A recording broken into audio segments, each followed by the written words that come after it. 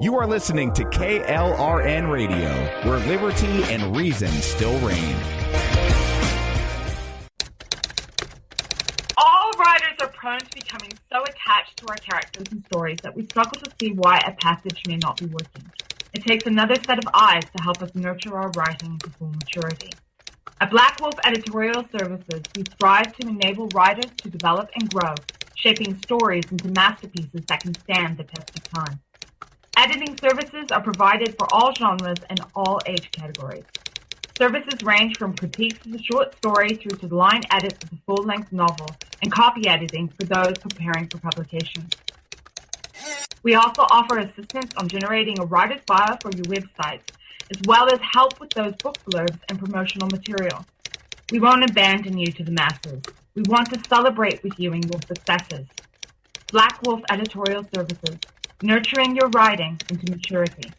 For a full list of services and prices, visit us at blackwolfeditorial.com.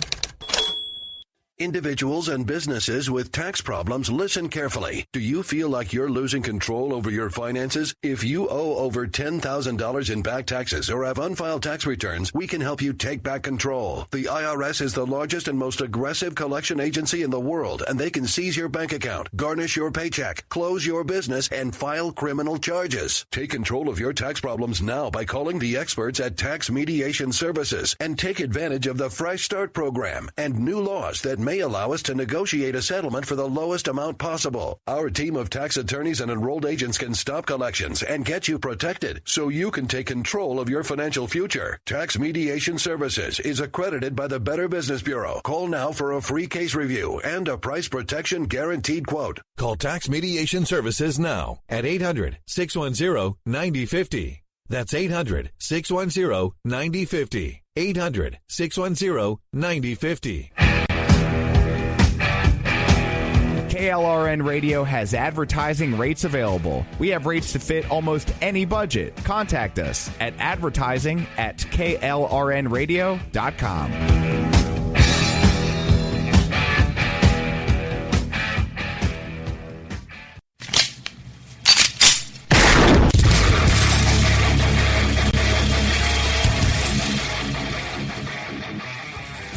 This is Slickery Trigger for Rebel Road Tactical. With proper care and feeding, your pistol will be ready when you need it, there to save your life. Shouldn't your gear be that good? Whether you need a holster for comfortable everyday carry or a tough-as-nails holster for your next training course, Rebel Road Tactical has what you need. Check us out on the web at rebelroadtactical.com. Tired of paying outrageous prices for Viagra? Well, we have great news for you. Now you can finally get Viagra at huge discounts. Healthy Man allows you to save up to $500 on Viagra. Why pay U.S. pharmacy prices of $15 per pill or more when you can get Viagra for less than $3 a pill? Call today and get 40 Viagra pills for only $99. This can cost as much as $600 at your local pharmacy. You can't afford not to call us. If you want Viagra at the lowest prices, never pay $15 a pill pharmacy prices again. Get Viagra for less than $3 a pill. Call 1-800-516-7602 today and save up to $500 and get 40 pills for just $99. Healthy Man is fast, easy, and affordable. Operators are waiting at 1-800-516-7602 to take your call right now. Call 1-800-516-7602. That's 1-800-516-7602. Again, 1-800-516-7602.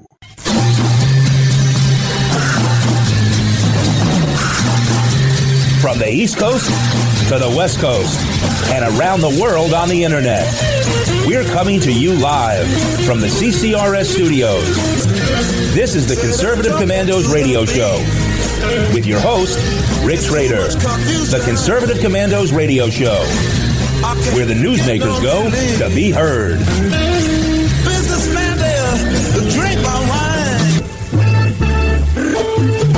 This is Congressman Alan West, and you're listening to the Conservative Commando radio show.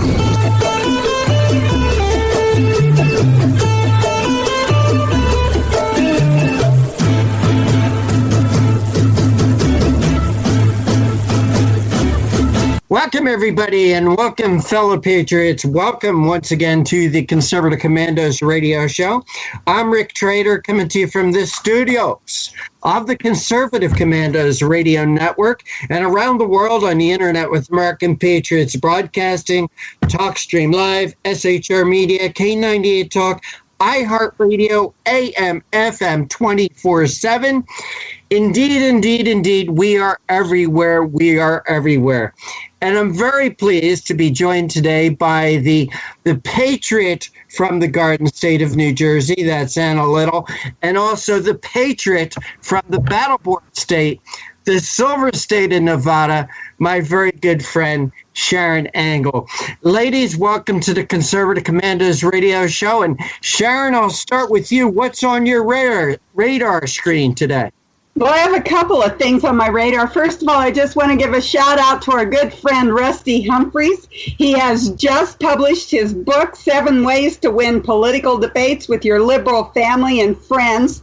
And he's offering it on Amazon.com. We want everybody to go and get this. He says in the book, he says, I've debated with my family and friends, and sometimes I've come away a loser, but I figured it out. And he's got 7 ways that you can really talk and still come away friends with your family and your friends. So I want everybody in our audience to know that Rusty Humphreys, our good talk show radio host friend, has his new book out, 7 Ways to Win Political Debates with Your Liberal Family and Friends. And the second thing on my radar is that Anna and I have been talking on Conservative Commandos radio show for months, literally months, since before the election, about the repeal of Obamacare. And almost every week we talk about this is the way to do it. You have to repeal Obamacare, let the law go into effect around the end of the year, and in that interim,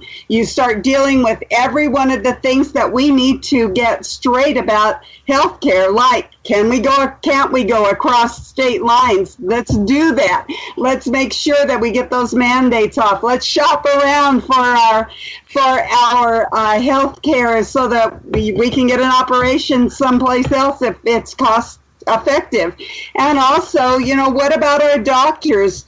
Shouldn't they be less dependent upon insurance companies and more able to treat the things that we need them to do, which is take care of us? So those are on my radar, and it's great to see that our president has now said to the Congress, repeal Obamacare. That's the first thing you need to do. And I guess I just want to ask Anna, what do you think? Do you think the president's listening to Conservative Commandos radio show? I think he would be smart to listen to Conservative Commandos radio show, because this is where the voice of we the people is found. On that issue of Obamacare, since about 2009, but certainly during 2010 when I was on my campaign trail, I used to say regularly that I'm a mother, a daughter, and a wife, that I take care of my family, and God help the government bureaucrat that comes between me and my family and their health care. And I feel so very strongly about that. And it has been frustrating, Sharon Angle, to watch the evolution of the Republican leadership. Okay, they are moderate, they are separated from we the people, but the Republican leadership saying that we have to repeal and replace. Well, I don't know where the replace came, but we the people have been calling for repeal. A straight repeal, because we never had this abomination before, and we don't need more of it, and we don't need a different rendition of it. What we need is back our freedom when it comes to health care. We never had a problem with access to health care. We had a problem to access to health insurance because we tagged it to the employer and the economy took a dip. That's what happened. And this monstrosity of single payer nonsense has just got to go away. So that's what I think. And I want that freedom to take care of my family, and I want to be able to choose their doctors with them, and I want to be able to follow the treatments and protocols of those doctors directly without worrying about an insurance bureaucrat or a government bureaucrat saying, now we're not going to pay for that. That's just nonsense. It is, and we've been talking like this for months. That's why I said I was so heartened by the news today that that President Trump is finally singing our song loud and clear, repeal Obamacare. And, you know, I think that really leads us into the guests that we're going to have on the show today, because we're going to be talking with a Maine Senator, Andre Cushing, who's going to be talking to us about how Maine has done it and did it before Obamacare and actually made conservative constitutional principles work and gave the people of Maine not only a good way, a safety net, if you will, a good way to get insurance and health care, but they did it so they don't have to put the state of Maine in the poorhouse. So I'm really excited to talk with Senator Andre Cushing. He's a state senator there in Maine, and we'll be talking to him about that. And then our second guest today is Richard Viguerie, who is called the funding father of America. And we're going to be talking about conservatism before it really was conservatism, I guess, before people really knew. They always were thinking that it was just Republicans. But no, this is the conservative wing of the Republican Party that Richard Viguerie has been the funding father of. And he's going to be talking to us about his new book. And one of the books that he's going to be talking to us about is Takeover. That's his brand new book. And the other book is Conservatives Betrayed. So we'll be eager to talk with Richard Viguerie about that. And then, Anna, we have a very special guest on today. Talk to us a little bit about our last guest today. Well, our final guest on this show, the show that precedes our Independence Day, our 4th of July celebration here in the United States of America, is Pat Boone. Pat Boone, since the British invasion, is the only performer who rivaled the chart dominance of Elvis Presley. And he did so by accomplishing 38 top 40 hits in the process of his career. He debuted in 1954 on Republic Records, followed a year later by his Dot Records debut, Two Hearts, Two Kisses. And at the end of 1955, he notched his first #1 hit with a rendition of Fats Domino's Ain't That a Shame.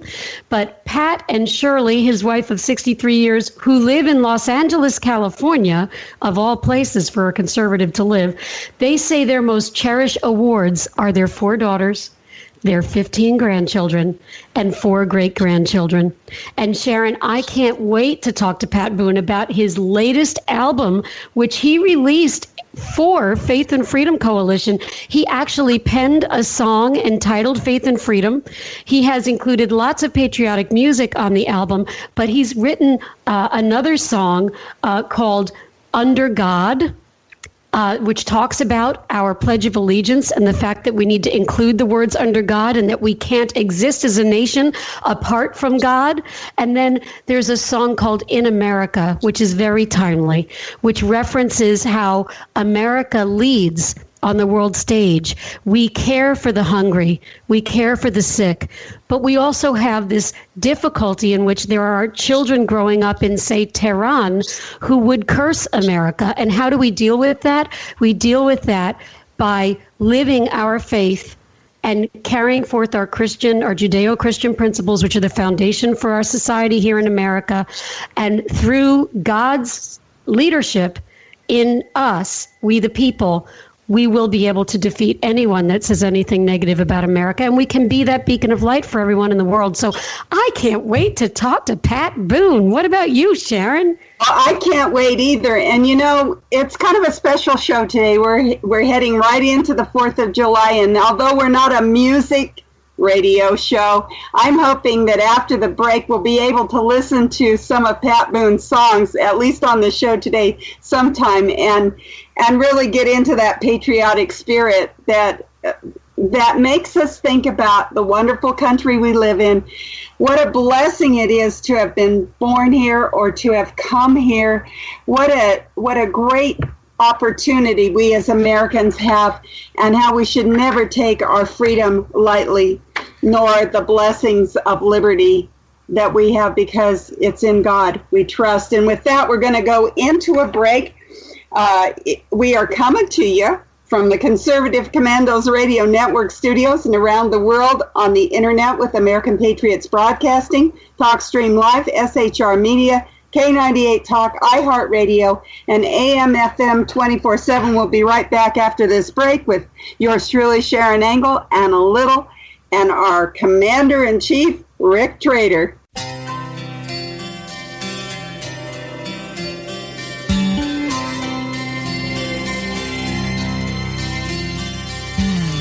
Beside the gutter in a Bangkok street sits a naked child, grateful for something to eat. From America, she licks her fingers, she wipes her face, stares in silence and dreams of a distant place called America. America, symbol of hope and goodwill. Is it only a vision she sees, or are you for real? Across the ocean, in a Tehran crowd, stands an angry boy, shouting a curse out loud at America. His eyes are burning with a fiery hate, so determined that death be the certain fate of a state called America. America, land of the strong and the free. When you look in his eyes, tell me, what will your answer be?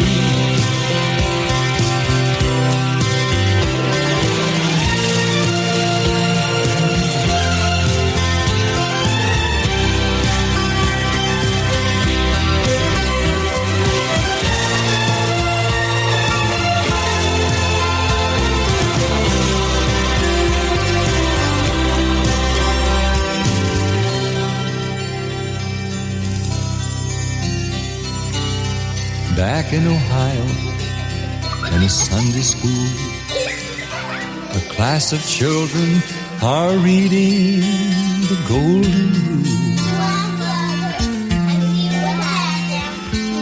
In America, they eat their cookies, they laugh and play. Just before they leave, they bow their heads and pray for America.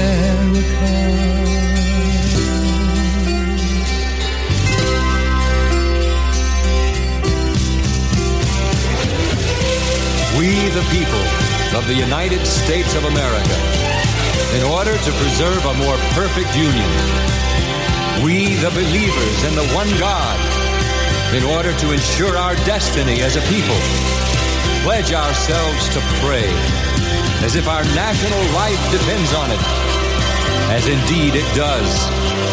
To pray every day for America.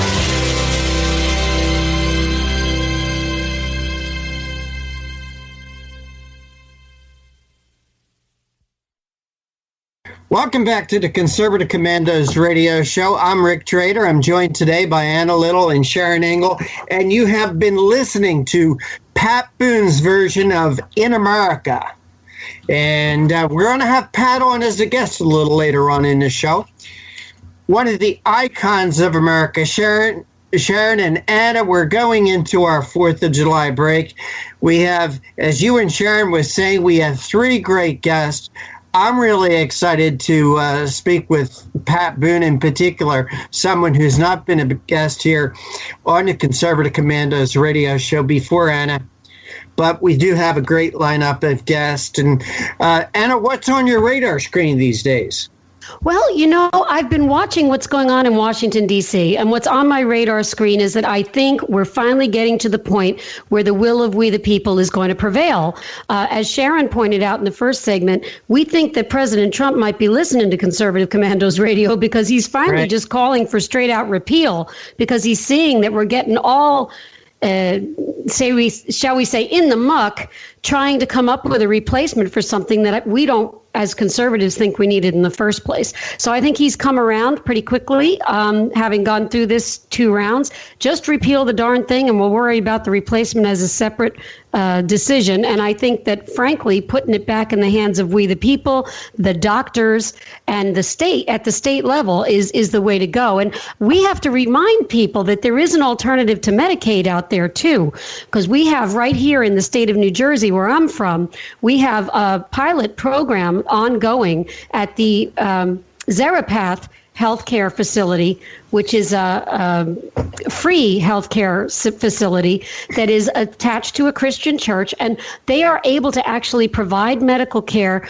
with the volunteer efforts of doctors, and the cost of caring for each patient each visit is somewhere around $13 to $15, whereas the average cost for Medicaid is in the hundreds.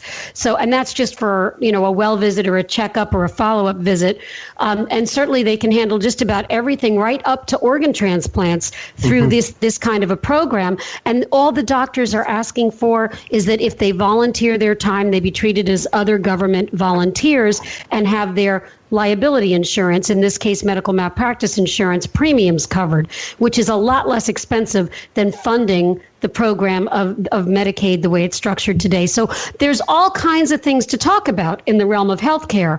And I know I drew a little bit from New Jersey, but you know, I think we need to be creative. We are the innovators. We are the leaders on the conservative side of things. And we need to get out there and start solving these problems, because we the people are frustrated. And I'm one of them. I agree with you, Anna. And repeal Obamacare. That's what Donald Trump said when he was running for office. That's what got him elected. That's what he needs to do. And, you know, Anna, you gave the one example of an alternative to Obamacare. I'll give you another one. Sponsor of our show, Liberty Health Share. Here's a way for a family can get coverage with Liberty Health Share for less than $500 a month. So there are alternatives out there. Also, Anna, even before Obamacare, which, by the way, didn't cover everybody, but even before Obamacare, we have to remember that nobody was denied medical care in the United States. No. That didn't happen. So don't, all this stuff about gloom and doom and, oh, if we end this thing, people are going to die. No. People didn't die before Obamacare. People are not going to die after Obamacare. So we need to make a clean break. First of all, Anna, I will say this is an illegal law to begin with, Obamacare. I agree. Because the courts have said that Obamacare is a tax. All taxes must be originated in the House of Representatives. This tax originated in the Senate. So let's just say this is an illegal law, and let's get rid of it. That's one thing. Another thing, people say, well, what's going to happen to President Trump in 3.5 years, or nearly 3 years now, when he's up for re-election? Okay, we've got 3 years to get this thing straightened out. With things like the example you used or the example I used, Anna, we've got 3 years to get this thing straightened out. In 3 years, we'll show, hey, look, nobody's being denied medical care once again. That's true with regard to the presidential election. But remember, we have the 2018 elections for Congress and Senate. And, you know, that's a perfect opportunity to go on a listening tour and to take back from the grassroots the suggestions of we the people to actually construct something that will work for we the people by we the people, which is how the government is supposed to work in the first place. Don't go in the back room and try to solve this problem and wave it like we've got the solution. Go out and talk to your people and ask them what they want. What we want is access to our doctors. What we want is insurance to be able to pay for that. If I can walk into a storefront and buy car insurance for myself to cover myself for a mandated liability policy that I have to have in New Jersey, why can't I do the same thing for health care? I don't see any reason why I can't walk into a storefront, pick the policy that fits my family. If it's catastrophic care, it's catastrophic care. If it's going to be something that's more like a managed care, I mean, I can make that choice for myself. And if my doctor's in network or out network, or maybe the insurance company will offer me something that allows me out of network at an additional cost. I don't know, but I think I have a better chance of getting what I need if I walk in and speak to the professional myself than if I have two levels of middlemen. And that's what we're subjecting ourselves to, we the people, two levels of middlemen. You got the insurance middleman and you got the government bureaucrat middleman. And you know what? I don't want either of them. No, absolutely not. You know, we also have to talk about this, Anna. This plan, Obamacare, was designed to fail from the beginning because all the Democrats, all the liberals wanted from the very get-go was a single-payer plan. We know single-payer plans don't work. They haven't worked in Great Britain. They're not doing that great of a job in Canada. And who wants the government to be in charge of their medical care? I don't know. I'm sure there are some out there. But those people, if you like dealing with the government, great. If you like dealing with the IRS, if you like dealing with Social Security, if you like dealing with the Veterans Administration, if you like dealing with the post office, wow. Then, in my opinion, you got a problem. I don't want to deal with government, or I want to deal with government as little as I possibly can. Leave me in control of my own decisions. What's right for me and my family.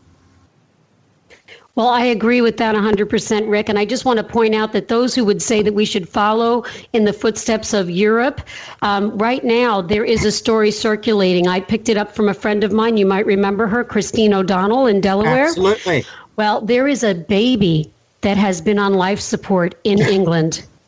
And that baby has been defended by his parents as the hospital has attempted to remove life support from this little innocent life. And the parents fought and just lost their final appeal. And in losing that final appeal, they are being forced to watch while the government terminates the life of their child. So we don't want government in charge. And for those of you that are interested in this story, check out my Facebook page. That's Anna Little, and I'm on Facebook as Anna Little. But you can also look him up by his name. This is the child's name, Charlie, Charlie, Charlie Gard, Gard, Charlie Gard. You Google that. It's breaking news. It's being published by Daily Mail. .co.uk, but that is what you're going to be dealing with if you allow any replacement of the Obamacare system, because at some point somebody's going to decide to pull the plug on someone. And if we devalue one human life, who's to say which human life will be devalued next? We can't have government calling these shots. Not at all. Oh, God bless Charlie Garden. They'll be in our prayers. No, and you're absolutely right. We cannot let government be in control of those decisions, of those real personal decisions. Can't be done. Just absolutely can't be done. But you are listening to the Conservative Commandos radio show. I'm Rick Trader. I'm joined by Anna Little and Sharon Angle, and we're coming to you from the studios of the Conservative Commandos radio network and around the world on the internet with American Patriots Broadcasting, TalkStream Live, SHR Media, K98 Talk, iHeartRadio, AM, FM 24/7. And today's show, like all our shows, is being brought to you by the First Amendment, protected by the Second. Don't go away. We will all be right back with more news, commentary, and, of course, our great guests. I'm Sharon Engel, and I approve this message. I'm more convinced than ever that a constitutional free market conservative can win even in a battleground state like Nevada. Nevada's Congressional District 2 is a winnable seat where Trump won because these voters embrace the principles of sound governance and constitutional free market conservatism. The reality is the president can lead, but he cannot do it alone. In Congress, we contend with the Republicans who often do not support what the American people mandated on Election Day. Republicans in D.C. could lose this golden opportunity, and sadly, the biggest beneficiaries will be the establishment and crony capitalism. America is closely divided, with Nevada on the front lines of this ideological battle. June 30th is the FEC fundraising deadline. I need to raise enough money to show that I have support to organize this campaign with literature, travel, media ads, and a small staff. Of course, the larger the amount, the more reticent others will be to challenge me in a contested primary, and the less credible the press attack will be. If you are one of the donors who will send $100 or more by June 30th, we will raise $100,000. That's good. If you give $250 or more, we raise $250,000. That's great. And if you give $500 or more, we raise $500,000. That's excellent. The more we raise in the beginning, the greater the odds are that we win. Please join me on Twitter at Sharon Engel and Facebook. Even though Reed is no longer in charge, the establishment machine lives on to defeat anyone who challenges the status quo of crony capitalism. You can help. Give online at SharonEngel.com or mail a contribution to P.O. Box 17373. Reno, Nevada 89511.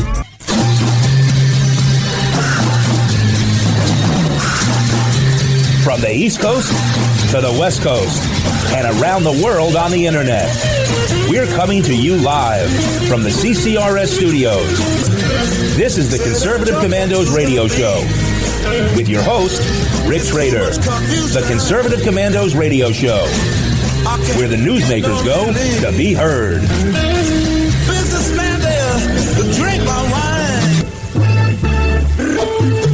This is Congressman Alan West, and you're listening to the Conservative Commando radio show.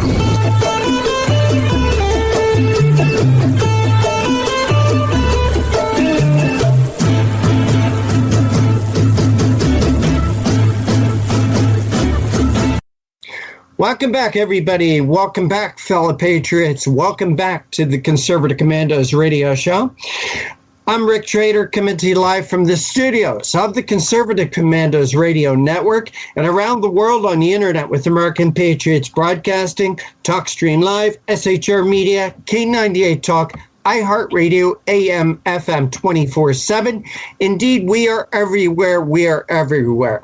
And Sharon Engel, we do have our first guest with us, and the honor of that introduction is yours.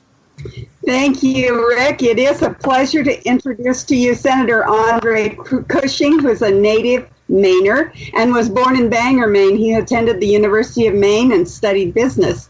Outside of his work in the legislature, Senator Cushing has been a small business owner for 40 years and is currently a real estate agent. Senator Cushing was elected to the Maine House of Representatives in 2008, where he served until 2012 when he was elected to the Maine State Senate. He is serving his second term as the Senate Assistant Majority Leader, a role he has also filled in the Maine House of Representatives when the majority change occurred in 2010. Senator Cushing is an active member of several organizations related to legislative duties, but is very proud to be involved with the American Legislative Exchange Council, where he is in his second term on the board of directors, as well as the Maine State Chair. He has sponsored legislation that focuses on reforming healthcare and was the lead sponsor on the strongest prescription monitoring bill passed in the nation. Welcome, Senator Andre Cushing, to Conservative Commandos Radio. Sharon, thank you very much. Sharon, thank you very much for the kind introduction and for the ability to join you on your show.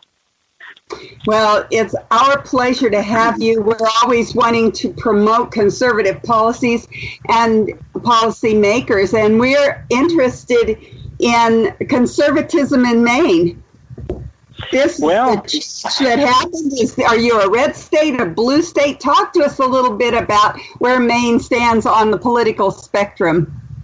Well, thank you. Maine has had a transition going on since 2010 as many of your listeners may know, we have a very committed and colorful governor here in Paul LePage. He has gained notoriety both for some interesting commentary, but more importantly, I believe, because of the principles that he has lived in changing state government. We have reduced since 2011 when the session started. We've reduced our pension liability. We have lowered our tax rate for income taxes. We have been able to reform regulatory matters, and we've really taken a giant step forward in cleaning up some of the problems that are endemic to a government entitlement system in the Health and Human Services Department, particularly when it comes to welfare benefits. That sounds terrific. It sounds like you've got a conservative governor with a conservative legislature that's helping him. We do know that you have a colorful senator too, and she's not exactly conservative, is she, Andre? Well, Maine has had a tradition for the last 40 years of being predominantly Democratic controlled. It was only in 2010 that we started the march back towards a more conservative base.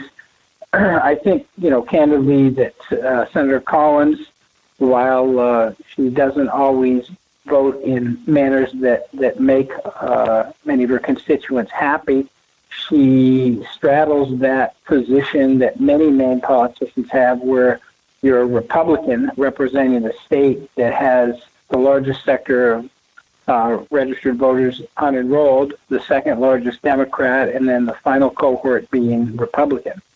I think as you look at the transition that's taking place, though, the principles of Republicanism and particularly conservatism are showing positive signs here. Our income tax rate has dropped, not significantly, but it has had an impact in that the revenues generated from our income tax have actually increased, even though the rate has gone down. And I think that's a principle that Ronald Reagan and many conservatives have known for years to be true, that when you stop taxing productivity and stop taxing those who are the risk takers, the wage earners, the job providers, they will become more industrious, and therefore a lower rate of taxation will generate higher revenue based upon the prosperity that comes from free enterprise. Fancy that. Constitutional conservatism really does work. So glad to have that testimony, because, of course, we're right in the throes in Washington, D.C. With tax reform, and we would like to see them do something exactly like what Maine has done. Talk to us a little bit about Obamacare. I know that you've been on the cutting edge of that in Maine as well. Well, in Maine, we had our former administration was a former Democratic Congressman, John Baldacci. He attempted to, in a usual fashion, well-intentioned liberalism, we want to help everyone with more government programs, created what was called Durago health insurance to cover more and more people. In the course of that, they got waivers from the federal government, HHS, to cover people at a higher poverty level. And the model they had is not unlike the Obamacare, where you rely on healthy people, particularly younger people, being part of the plan to subsidize the more expensive folks who have either chronic health problems or older people who, because of conditions in their life, are becoming more costly to a system. It was, again, like Obamacare has been, a failure. We had to cap the number of people that could be in the program, and the people who were joining, oddly enough, were the folks who were not healthy. So the costs were being driven up significantly. Became a problem when Governor LePage came in. He took immediate steps to discontinue Durago Health, our version of Obamacare, and we moved instead to a new public law that allowed people to buy health insurance across state lines. It removed the community ratings and some of the other egregious things in our healthcare system. So it brought more people into the marketplace, And for the 18 months that we were in place before it got wiped out by Obamacare, we were actually seeing the cost of health insurance premiums for many groups declining, small businesses in particular. So it was proving itself to be successful here in Maine by allowing people to have more flexibility and more competition in their choices. So, on Andre Cushing, we're talking with the Maine Senator, Andre Cushing. If Obamacare were repealed at the federal level, Maine has a plan. Well, we had a model that certainly worked for us, and we are now the oldest state in the nation. So when you consider that, and you consider the costs associated with health care for the older subset of Americans, I think we've proven that we have a model that could be very effective. And I know many good people in Washington have been looking at it. I had the privilege of being invited to a healthcare forum a week ago Wednesday, and we talked with a number of legislative leaders about what they were facing in their states. Secretary Price's wife was at that meeting, and I think that a lot of people are looking at Maine and saying, gee, we think that there's an opportunity to make a change at a federal level that would mirror some of the good aspects of our Public Law 90. I think you do too, and I'm so glad that you're sharing that with us today here on Conservative Commando's radio show. We're eager to settle back those fearmongers who are saying if you repeal Obamacare, there just really isn't a safety net for those who need insurance but can't get it. And what you're saying is that you've actually addressed those problems and come out on the successful side of that question. Well, we're encouraged by what we saw. We also just passed a law here where Senator Rod Whittemore, a colleague of mine, has been working very hard on a right to shop bill for those who are looking for medical procedures and health care, to be able to look at their needs and be able to know what different providers are going to charge for those services. I mean, we're in an environment now where people who rely on their medical professionals, their doctors who refer them to get procedures, don't realize that there are competitive prices that they can shop around. You might need a hip replaced. Well, if you go to this hospital, it could be $40,000. If you go to this hospital, it could be $22,000, and if you go to this hospital, it could be $16,000. You know, we need to engage people in taking care of their elective health needs and their primary health care in a more competitive way. What a wonderful idea to make our citizens once more responsible for their own lives. How can freedom be any more free than that? Senator Andre Cushing, we have to go to a short break. Can you stay with us? I know that Anna Little wants to ask questions on the other side. I'd be delighted to, Sharon. Thank you. Thank you so much. We're coming to you from the Conservative Commandos Radio Network studios and around the world on the internet with American Patriots Broadcasting, TalkStream Live, SHR Media, K98 Talk, iHeartRadio, and AM FM 24/7. We'll be right back after this break with Anna Little, Senator Andre Cushing from Maine, and yours truly, Sharon Engel. The Conservative Commandos Radio Show is the commander of the Conservative Commandos Radio Network. We've established a front line of conservative leaders and ironclad patriots to revive the promise of America. There must be some kind of way out of here. We patriots have succeeded in securing the next 4 years of American prosperity, sovereignty, and liberty under President Donald Trump. But the fight is never over, and we must be forever vigilant. Drink my wine. Do you have a passion for American values? Do you believe in preserving the American dream? If so, listen to the Conservative Commandos Radio Network or around the world on the internet at ccrshow.com and ccrsnetwork.com. Check out our websites for rebroadcasts and network updates. We are the Conservative Commandos Radio Network, where even more newsmakers go to be heard.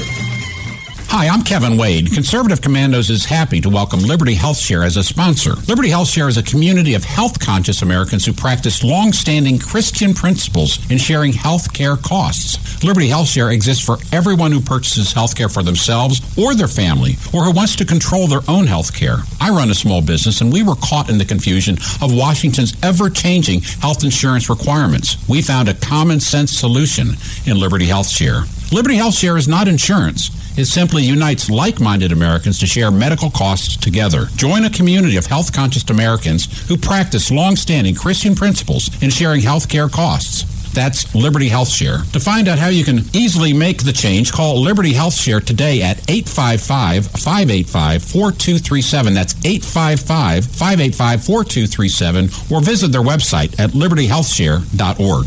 I'm Sharon Engel, and I approve this message. I'm more convinced than ever that a constitutional free market conservative can win even in a battleground state like Nevada. Nevada's Congressional District 2 is a winnable seat where Trump won because these voters embrace the principles of sound governance and constitutional free market conservatism. The reality is the president can lead, but he cannot do it alone. In Congress, we contend with the Republicans who often do not support what the American people mandated on Election Day. Republicans in D.C. could lose this golden opportunity, and sadly, the biggest beneficiaries will be the establishment and crony capitalism. America is closely divided, with Nevada on the front lines of this ideological battle. June 30th is the FEC fundraising deadline. I need to raise enough money to show that I have support to organize this campaign with literature, travel, media ads, and a small staff. Of course, the larger the amount, the more reticent others will be to challenge me in a contested primary, and the less credible the press attack will be. If you are one of the donors who will send $100 or more by June 30th, we will raise $100,000. That's good. If you give $250 or more, we raise $250,000. That's great. And if you give $500 or more, we raise $500,000. That's excellent. The more we raise in the beginning, the greater the odds are that we win. Please join me on Twitter at Sharon Engel and Facebook. Even though Reed is no longer in charge, the establishment machine lives on to defeat anyone who challenges the status quo of crony capitalism. You can help. Give online at SharonEngel.com or mail a contribution to P.O. Box 17373. Reno, Nevada 89511.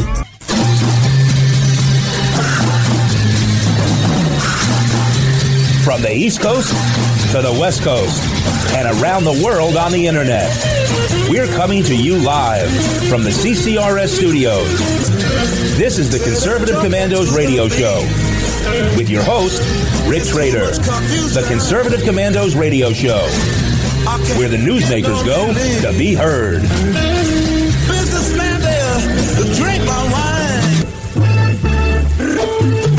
This is Congressman Alan West, and you're listening to the Conservative Commando radio show.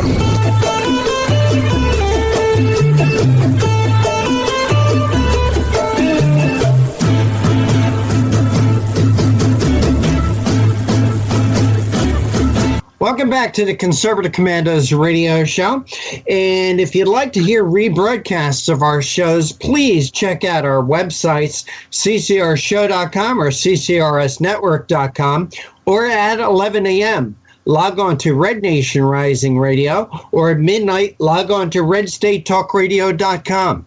And of course, you can always hear our show from your telephone by calling 832-999-1199.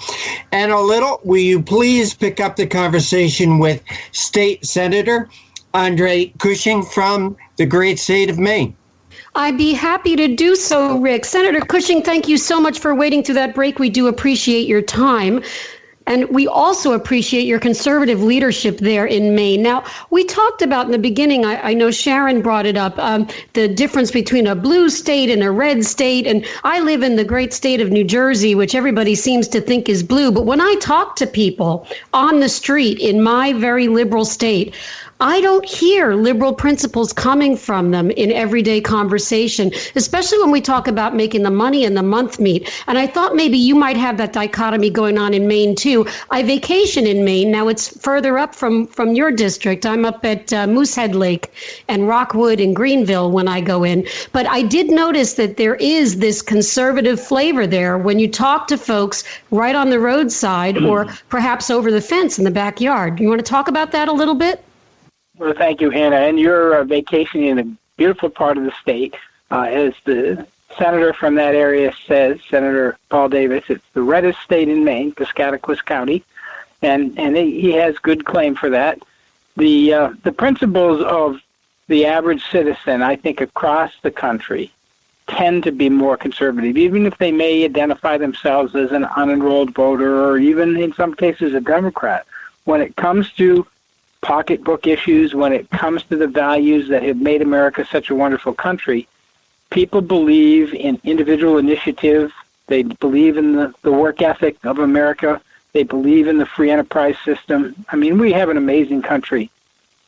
You think about it. People can come from all over the world and become Americans. We would prefer, of course, that they come through the system legally, but they can become Americans. That's not something you can experience if you go to other countries. If you go to Canada or Ireland or India, you can't become Indian or Irish or Canadian. You can come to America and be assimilated into this great culture with all of the opportunities, regardless of your background, your religious beliefs, your values from your family, your heritage, the school you went to, the caste system that you may have been born into.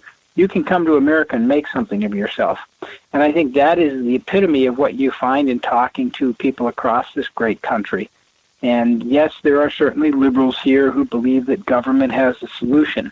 But people in my state, in the beautiful state of Maine, have always been pretty rock solid when it comes to the meat and potato issues.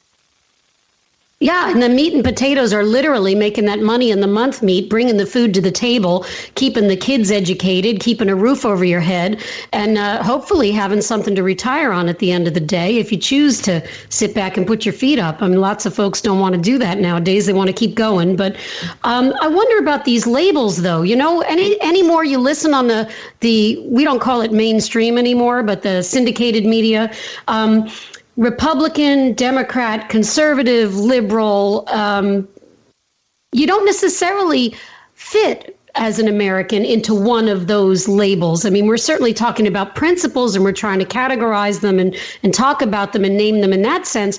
But I don't think any individual voter fits into any one of those categories. And I wonder how useful those labels can be. Do you have thoughts on that, Senator? Well, labels are not very helpful, because it doesn't fully embrace, the characteristics that make somebody who they are. I mean, we're all made of a variety of experiences. We're made of a variety of life lessons. But ultimately, everyone, I think, down deep knows that when they work hard for their paycheck or for their income as a small business owner, that's something that they can take pride in because they have earned that. And therefore, they should have a right to determine the destiny of how they spend that money. When that money is taken from them and given to those who don't want to work, I'm not talking about people who can't work. There are certainly people in society that through no fault of their own, through unfortunate circumstances, they have fallen into a tough situation. And the compassion of successful people in this country have taken care of widows, orphans, the disabled, the folks who can't take care of themselves. And it's something to be proud of. We're a very giving nation. But to, through a government system, take from them and then redistribute that wealth because of somebody's idea that that's more equitable or fair, that's socialism. That's a form of government that has proven time and again to be a failure because it requires somebody to be subservient to a government entity. And whenever you do that, we go back to the same reason that we fought a revolutionary war in this country and dumped tea into the harbor in Boston. And we in Maine, we come from that heritage of the proud folks of Massachusetts who rebelled against the tyranny of the United Kingdom and the King. Yeah, well, there you are. And that's the American story. And the money is the great equalizer, right? Everybody, no matter what political stripes, what religious background you have, we all have the same interest when it comes to our hard-earned money and what it gets spent on. And I think it's the great equalizer in talking about principles and what works and what doesn't work. And in that vein, how is it that fiscal policy becomes the key to reaching your conservative goals, no matter whether your state is blue or red or purple? Can you speak to that? It seems like when you start to talk about the money in the month, everybody gets in the conversation. So can conservative fiscal policy lead you toward conservative goals in every area? I believe that it can. It's a simple tenet. If you work hard, you are due the compensation. And the money part of it is, it's a measure. Some people say, well, this is like a pie, and if you take a big piece of pie, you've taken somebody else's piece as well. That's not true. In a free enterprise society, we just keep baking pies. I mean, think of the things in our lifetime that have come along. Cellular technology, the internet, the ability to store data as a result of technological revolutions. I mean, we're in an exciting time. Speaker Gingrich wrote a book, Breakout, that I read, and it really encouraged me to see what technology is doing. It's in my opinion akin to what happened in the 1800s with the Industrial Revolution, when we went from a farming society to an industrialized society. We're now moving into a technology age, and it's a great equalizer for a state like Maine that's more rural, that maybe doesn't have the same level of industry that maybe southern states or large states do. Technology allows you to be competitive on a level anywhere in the globe, and it's an exciting time. But the more money that you take through government entities to redistribute, and that may be redistributed to entitlement programs, or it may be redistributed to unfair advantages for some businesses, those are not conservative principles. Those are not things that embrace the free enterprise system. And in Maine, we've been trying to change that culture to empower people to make more of themselves and get them off the government dole. Well, I want to thank you, Senator Cushing, for your analogy with the pie, because it brought back to me a quick memory that I'll share, and I want you to talk about. My folks had this rule that you never discussed food or medical care with people. There was not a finite amount of food in our house. If somebody walked in the door and we were eating a meal, well, they sat down, they got a plate, they got as much as everybody else at the table. And Mom was a firm believer that whatever we needed in that moment would be available in that house because God is watching. That's how I grew up. And the same is true about medical care. And it seems like in that socialism that you referenced earlier, there seems to be this idea that money dictates the limits and that the cost of treatment dictates whether medical care is available. It seems like the belief might be that there's only a finite amount and that you can only give it out to so many. And yet when we go to the free market models, it seems like there's such growth that those limits don't exist, that you can, as you said, bake more pies, that whatever we need, we can find. Do you want to speak to those principles a little bit? Well, I'm by no means an expert on this, Anna, and I just know from my own experience, I have a doctor I've been going to for 30, 35 years. We've had very interesting discussions about our healthcare system here, and he has just adopted that model where he is no longer going to take insurance, and he's going to be more of a concierge doctor, where I will pay him a monthly or an annual fee to be able to have his services and have his availability outside of the office if I need it. And that is going to allow him to serve his patients better, because he's not going to be chasing whatever goals or benchmarks some insurance company or some healthcare maintenance organization has put on for him. And he's feeling more empowered to give the level of service he wants to people who want it. And we're hearing more and more of that around the country, where doctors are cutting the ties to big insurers and healthcare agencies who have constricted their ability to practice the type of medicine that their patients need. That's the perfect example to close the show. So, Senator, I've got to close us up. I want to talk to you more, but we just are out of time. Would you tell our listeners where they can find more information about you, about the state of Maine, and about the policies that you're promoting there? Well, I appreciate that. I think we've got some great sources here. I have my own website at andrecushing.com, where they can find out a little bit more about me and follow what is going on here in the state of Maine. I think great sources for conservative values are some of the state policy network affiliates, and here in Maine we have one of those. It's called the Maine Heritage Policy Center, and they do some great reports on what is happening. And, of course, my friends at the American Legislative Exchange, who I'm proud to be associated with, be a board member in helping them to move forward free market principles. ALEC is a great resource for some of the things that are going on with our health care and welfare reform here in Maine. Thank you so much, Senator Andre Cushing of Maine. Thank you for spending this time with us today on Conservative Commandos Radio Show. We hope you'll come back and see us again soon. Well, Anna, thank you very much for your kind offer. It was a pleasure being with you and Sharon, and my best to all of you for our nation's 4th of July celebration. A tremendous time of year to be celebrating the freedoms that we all are so lucky to have. And with that, listeners, we've got to go to a break. We are coming to you live from the Conservative Commandos Radio Network studios and around the world on the internet with American Patriots Broadcasting, TalkStream Live, SHR Media, K98 Talk, iHeartRadio, and AM/FM 24/7. Those are all .coms. I'm Anna Little, co-hosting today with the one and only Sharon Engel, and we'll be right back with you after this break.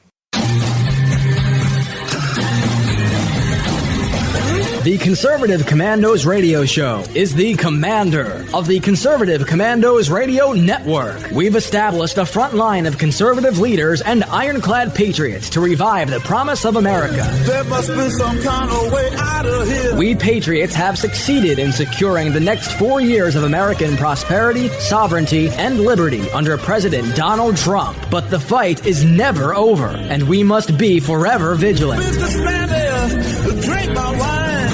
Do you have a passion for American values? Do you believe in preserving the American dream? If so, listen to the Conservative Commandos Radio Network or around the world on the internet at ccrshow.com and ccrsnetwork.com. Check out our websites for rebroadcasts and network updates. We are the Conservative Commandos Radio Network, where even more newsmakers go to be heard.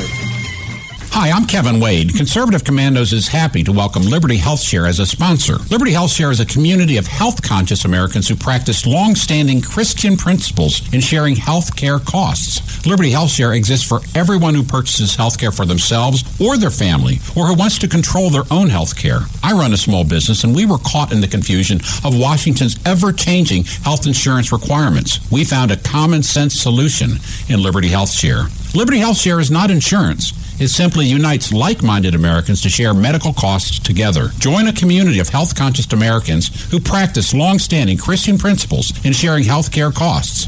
That's Liberty HealthShare. To find out how you can easily make the change, call Liberty HealthShare today at 855-585-4237. That's 855-585-4237, or visit their website at libertyhealthshare.org. I'm Sharon Engel, and I approve this message. I'm more convinced than ever that a constitutional free market conservative can win even in a battleground state like Nevada. Nevada's Congressional District 2 is a winnable seat where Trump won because these voters embrace the principles of sound governance and constitutional free market conservatism. The reality is the president can lead, but he cannot do it alone. In Congress, we contend with the Republicans who often do not support what the American people mandated on Election Day. Republicans in D.C. could lose this golden opportunity, and sadly, the biggest beneficiaries will be the establishment and crony capitalism. America is closely divided, with Nevada on the front lines of this ideological battle.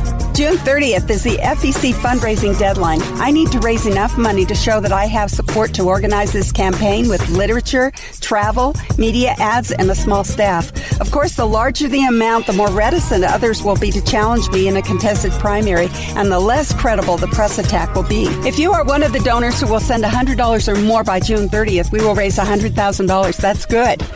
If you give $250 or more, we raise $250,000. That's great. And if you give $500 or more, we raise $500,000. That's excellent. The more we raise in the beginning, the greater the odds are that we win. Please join me on Twitter at Sharon Angle and Facebook. Even though Reed is no longer in charge, the establishment machine lives on to defeat anyone who challenges the status quo of crony capitalism. You can help. Give online at SharonAngle.com or mail a contribution to P.O. Box 17373, Reno, Nevada 89511.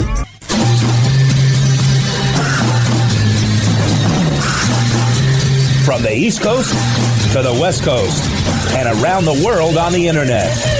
We're coming to you live from the CCRS studios. This is the Conservative Commandos radio show with your host, Rick Trader. The Conservative Commandos radio show, where the newsmakers go to be heard. Businessman there, drink my wine. This is Congressman Alan West, and you're listening to the Conservative Commando radio show.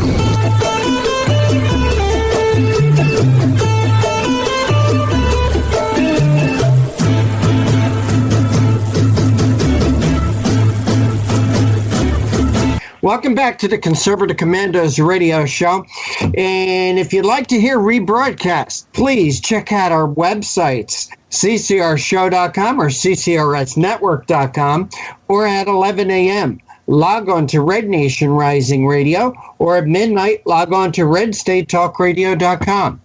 And of course, you could always hear our show from your phone simply by calling 832-999-1199. Sharon Angle, we do have our next guest with us. And with that, will you please make the introduction? It's my great pleasure, Rick, to introduce our guest, Richard Viguerie, who's the funding father of the conservative movement. He has motivated millions of Americans to participate in politics for the first time, greatly expanding the base of active citizenship. His advertising firm has mailed more than 2 billion letters over the past 42 years, and he has his latest book out, Conservatives Betrayed: How George W. Bush and Other Big Government Republicans Hijacked the Conservative Cause. Richard Viguerie, welcome to Conservative Commandos radio show. Great to be with you, Sharon. Nice to be with both of y'all, you and Anna. And by the way, it's not 2 billion, but 4 billion and counting, and raised $7 billion for the conservative movement. And direct mail, just briefly, changed everything for conservatives. We had no ability to go around the blockage of the mainstream media's microphones. They had a monopoly on ABC, NBC, New York Times, Washington Post, etc. And with direct mail in the 60s, now with talk radio, cable television, and the internet, we can go around that blockage right into people's homes and give them the news and information they need to make informed, intelligent decisions. And it's changed American politics. It has, but I don't think that it's outdated. You know, everyone talks about, email has taken the place of snail mail. But in so many cases, that direct mail piece is still a wonderful tool for conservatives, especially in the fundraising. Are you still doing direct mail, or have you moved on? No, we like most people, we are adding the internet to our things that we do here. But the average charitable non-profit organization, left or right, charitable, health and welfare, educational, the average one that's doing state-of-the-art, the really best work in the internet area, is getting 10 or 15% of their income from the internet. 85-90% is still coming from direct mail. And that's going to be the case for at least 15 or more years. And it'll change maybe at some point, but right now the workhorse, I guarantee you, is still direct mail. People like to get in the mail. And they don't have their, when you go to the internet, you've got your finger on that delete button. Every 2 seconds you're pressing the delete button. Not so with direct mail. You sit down in your easy chair and open your mail. That's right, and that's what we found. I'm doing a congressional campaign again this cycle, and what we found is the most effective is that direct mail piece, and it's not as easily trapped or intercepted or construed, I guess, as the electronic stuff that goes flying through the social media. And the liberal press, as you noted, picks that stuff up and really hammers us with it. So, it's changed everything, and thank the good Lord for the new and alternative media where we can tell our story without going through the liberal filter. Absolutely. We do thank God for Conservative Commando's radio show and every other alternative news source out there where we get real news and not the fake news. And with that, I want you to discuss Mike Pence. He's now a leader of the conservative movement, and you've written an article about that. Yes, I was fortunate to be one of a small group of conservatives the vice president invited to his home recently. And it was clear. I wrote an article for my website, Conservative HQ, after that, and had included a photograph of the vice president and those conservatives at the meeting. And it was just a very casual, laid-back event with friends. The vice president's home is built in 1850s and located at the Naval Observatory in Washington, D.C., a couple of miles from the White House. And he was just out there on the porch by himself, greeting us as we arrived, gave all of us a bear hug, and called us all by name. I doubt that there's anybody who's a conservative leader at the national level that doesn't know the vice president, and he certainly knows them. He knows he comes from the movement. He's one of us. Not often can we can say that about somebody at the national level, much less a vice president of the United States, that he comes from the movement. Are we always going to agree with him? No. He's going to do some things, that we're going to be unhappy with, but that's okay. He is a conservative. He's one of us. We always have the opportunity to tell him our side of the story and talk to him about the issues, and the welcome mat is always out there. Conservatives need a lot of things, Anna and Sharon, but number one, above everything else they need is leadership. Yes, we need more candidates, more money, more organizations, more authors, and etc. But the number one thing we've needed for the almost 60 years I've been involved at the national level is leadership. And so very seldom do we have people who are really genuine leaders, and Mike Pence is one of those. And quite frankly, I wish we had 3, 4, 5 others that were challenging Mike Pence for leadership of the conservative movement. I think we'd be a stronger movement if we had, 4 or 5 others out there who wanted to also be the national leader. I'm thrilled that the good Lord has blessed us with Mike Pence, but I wish we had others because we really need, a lot more leaders. We do, and I'm glad you made that point. And I just have to say that the first time that I met the vice president, it was during that 2010 campaign, but it wasn't about politics. Actually, it was earlier than that. It was in 2006, but it wasn't about politics that he wanted to talk to me about. He asked us into his office, my husband and I, and the first thing he said to me was, "Let's talk about Jesus." So, when you've got men at the top who really understand there is a God and they're not him, we are really on the right track when it comes to our country going a direction that really is more thinking about others rather than just themselves. And that leads me to your book. Interesting title, Conservatives Betrayed. I know so many of us in the Republican Party are now making that very clear distinction between republicanism and conservatism. So talk to us just briefly about your book, because I know Anna will want to talk to you on the other side of the break about it as well. Okay, good. Now, I've recently written 2 books. One, as you said, is Conservatives Betrayed, and the other is called Takeover. And basically the books deal with the issue that I think is the most important political battle in America. And the most important political battle is not between Republicans and Democrats. It's inside the Republican Party. And that's the number one battle. It's a battle that's been going on now since 1912. So that makes it 105-year-old battle between the progressive big government Republicans and the limited government constitutional conservatives. It started in 1912 when Teddy Roosevelt left the Republican Party, started the Bull Moose Party, split the Republican presidential vote in 1912, leading directly to the election of the first progressive president in American history, Woodrow Wilson, and he was elected with about 42% of the vote. And so we've been battling that wing of the party ever since. And if ever we can take over the Republican Party, as my other book refers to, then we'll have a chance to save America. But as long as we're fighting inside the Republican Party, we're in violation of the Bible, and it tells us a house divided cannot stand. And today, the Republican Party, which is the home of the conservatives, is very much a house divided. Well, you're so right, and I want to talk to you on the other side of the break. I hope that Anna will pick this up about how we as conservatives can take our party back. But right now, we're coming to you from the Conservative Commandos Radio Network studios and around the world on the internet with American Patriots Broadcasting, TalkStream Live, SHR Media, K98 Talk, iHeartRadio, and AM/FM 24/7. We'll be right back after this short message with Anna Little, our guest, Richard Viguerie, and yours truly, Sharon Engel.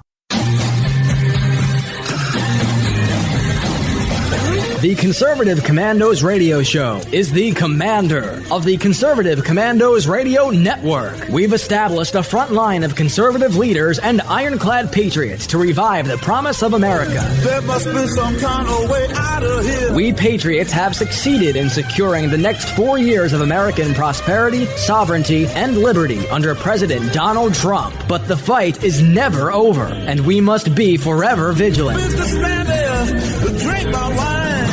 Do you have a passion for American values? Do you believe in preserving the American dream? If so, listen to the Conservative Commandos Radio Network or around the world on the internet at ccrshow.com and ccrsnetwork.com. Check out our websites for rebroadcasts and network updates. We are the Conservative Commandos Radio Network, where even more newsmakers go to be heard. Hi, I'm Kevin Wade. Conservative Commandos is happy to welcome Liberty HealthShare as a sponsor. Liberty HealthShare is a community of health-conscious Americans who practice long-standing Christian principles in sharing health care costs. Liberty HealthShare exists for everyone who purchases health care for themselves or their family, or who wants to control their own health care. I run a small business, and we were caught in the confusion of Washington's ever-changing health insurance requirements. We found a common-sense solution in Liberty HealthShare. Liberty HealthShare is not insurance. It simply unites like-minded Americans to share medical costs together. Join a community of health-conscious Americans who practice long-standing Christian principles in sharing health care costs. That's Liberty HealthShare. To find out how you can easily make the change, call Liberty HealthShare today at 855-585-4237. That's 855-585-4237, or visit their website at libertyhealthshare.org. I'm Sharon Engel, and I approve this message. I'm more convinced than ever that a constitutional free market conservative can win even in a battleground state like Nevada. Nevada's Congressional District 2 is a winnable seat where Trump won because these voters embrace the principles of sound governance and constitutional free market conservatism. The reality is the president can lead, but he cannot do it alone. In Congress, we contend with the Republicans who often do not support what the American people mandated on Election Day. Republicans in D.C. could lose this golden opportunity, and sadly, the biggest beneficiaries will be the establishment and crony capitalism. America is closely divided, with Nevada on the front lines of this ideological battle. June 30th is the FEC fundraising deadline. I need to raise enough money to show that I have support to organize this campaign with literature, travel, media ads, and a small staff. Of course, the larger the amount, the more reticent others will be to challenge me in a contested primary, and the less credible the press attack will be. If you are one of the donors who will send $100 or more by June 30th, we will raise $100,000. That's good. If you give $250 or more, we raise $250,000. That's great. And if you give $500 or more, we raise $500,000. That's excellent. The more we raise in the beginning, the greater the odds are that we win. Please join me on Twitter at Sharon Angle and Facebook. Even though Reed is no longer in charge, the establishment machine lives on to defeat anyone who challenges the status quo of crony capitalism. You can help. Give online at SharonAngle.com or mail a contribution to P.O. Box 17373, Reno, Nevada 89511.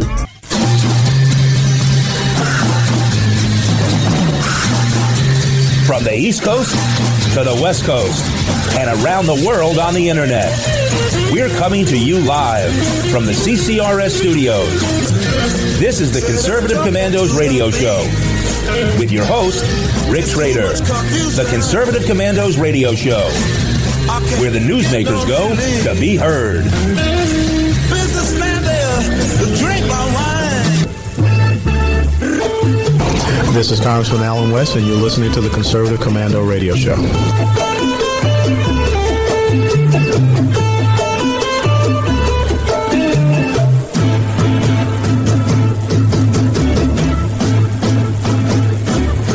Welcome back to the Conservative Commandos radio show, and for rebroadcast, please check out our websites, ccrshow.com or ccrsnetwork.com, or at 11 a.m., log on to Red Nation Rising Radio, or at midnight, log on to redstatetalkradio.com.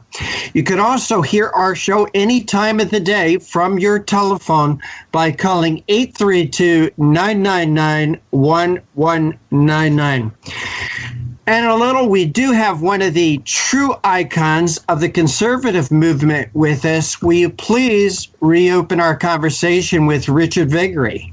I'm honored to do so, Rick. Richard Viguerie, thank you so much for waiting through that break. We do appreciate your time. We have you as the funding father of the conservative movement. We know your time is valuable. Thank you for waiting. My great pleasure, Anna. Well, before the break... Sure. Let me just add, as part of my bio, I jokingly sometimes refer to myself as 002, which means I've been active at the national level of the conservative movement longer than every living conservative except one other, and that's Dr. Lee Edwards at the Heritage Foundation. So I've been active at the national level 56 years, Anna. Well, congratulations. And I've got another 30, 40 years to go if my health holds out. I'm hoping it will. Well, I'm with you in that hope because you are an inspiration to all of us, and I will tell you that your teaching, the lessons we learn from reading your books and following the example that you have set for us is extremely necessary. We don't have time to reinvent the wheel. We need to move forward, and we need to take that education that we receive from leaders like yourself and carry it right into the next step. And with that, I'd like to pick up where Sharon left off. You were talking about your book, Takeover. I love the reference to Viguerie's 4 Horsemen of Marketing and how that applied to Ronald Reagan and how it also applies to Mike Pence. Would you like to talk to us a little bit about that? Sure. I spent a lot of time, and I spent most of today, I guess, talking about it. I've developed what I call Viguerie's 4 Horsemen of Marketing. And in my opinion, you've got to get these things right, not just in politics. It works in life. If you're a young person looking for a spouse, you're looking for a job, your career. Briefly, they are position, differentiation, benefit, and brand. And position is nothing more than a hole, H-O-L-E, in the marketplace. And let's just think that we're Rupert Murdoch, 25 years ago, who wants to start a cable television network. Well, Murdoch doesn't try to sit there and analyze CBS, ABC, NBC, and, well, they do this, I'll do that. No, he said, if America is a 50-50 country, half conservative, half liberal, half of the country doesn't have a television network that they can watch for the news. So he said, I'll occupy that hole in the marketplace, and it's a private decision that you make to what hole you want to occupy. And then publicly, he differentiated himself from all the other networks, including CNN, etc., by hiring Megyn Kelly, Bill O'Reilly, Sean Hannity, Glenn Beck, Fox and Friends, etc. And then benefit is obvious. You get a benefit from watching Fox News that you don't get anywhere else. And brand is the ball game. It's what makes you singular, what makes you unique. So from Mike Pence's standpoint, he occupies a hole in the marketplace. There is no one else out there who's a principled, limited government, constitutional conservative coming at it from a faith-based perspective who is a national leader. And he differentiates himself with a public decision by all the things that he says, he does. His life is an exemplary example of a principled conservative. He offers a benefit, obviously, by providing leadership that no one else is in a position to occupy. He's what we call a purple cow. I live out in the country, regularly pass fields of 40 brown cows, 50 black and white ones. Can't tell one from the other, but if one of those is a purple cow, it would stand out. Mike Pence stands out. He is one of a kind, and as was Reagan. Reagan fit all those four horsemen there, and so I commend this to any of our listeners out there, regardless of whether you're interested in having a political career or not. Just in life, what hole in the marketplace are you going to occupy? What's going to make you singular, unique? Do something that no one else did. I'm a purple cow in what I do. I occupied a hole in the marketplace. I was fortunate to pioneer political, ideological direct mail. No one had ever done that before. And then from then on, life got a lot easier. Well, Mr. Vigri, I love the explanation and the analysis that you just gave us, and it made me think about what I thought I saw that Reagan and Pence would have in common. Lots of times we have these candidates that step up for federal office, at the national stage, and they think that they have to prove that they're the guy or they're the gal, and most of the time they have to have the buck stop with them. And I think what's different about both Mike Pence and what was different about Ronald Reagan is they both demonstrate humility. And they subordinate themselves.